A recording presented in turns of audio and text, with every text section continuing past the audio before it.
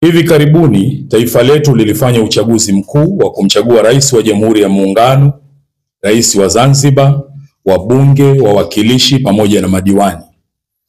Katika kipindi chote cha mchakato wa kuendea uchaguzi huu, tumeshuhudia kwa upande wa wanasiasa kuibuka kwa makundi mawili kwa ukubwa tofauti.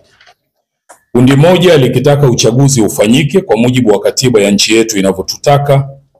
Kundi la pili likigomea kushiriki na kutaka wengine wasishiriki kutokana na kile walichokuwa wanakieleza madai ya mabadiliko waliokuwa wanayataka yafanywe kwa namna wanavyotaka wao.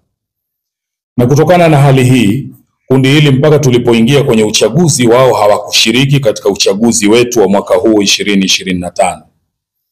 Tarehe 29 Oktoba ndio siku iliyokuwa ya kupiga kura na kura zilipigwa na uongozi kupatikana. Kuanzia siku ile ya kupiga kura, kulizuka genge lilokuwa likiwatisha watu kwa kupora mali na kuharibu mali pamoja na miundombinu mbalimbali, kuchoma moto vituo vya mafuta pamoja na ofisi za umma. Katika siku hizi za uhalifu huu, Watanzania wakagawika katika makundi yafuatayo: kundi la waliofanya uhalifu, kundi la waliochukizwa na uhalifu uliokuwa ukifanywa, kundi la waliofurahia uhalifu na uvunjifu wa amani uliotokea, kundi la wachochezi wa ndani na nje ya nchi yetu wakiwemo mpaka wale ambao si wa Tanzania. Pia kukawa na kundi la serikali na vyombo vya dola na kundi la wanasiasa wa mitazamo tofauti. Wakati haya yakiendelea, vyombo vyetu vya ulinzi na usalama vilitoa tamko kuhusu kile kilichokuwa kinaendelea.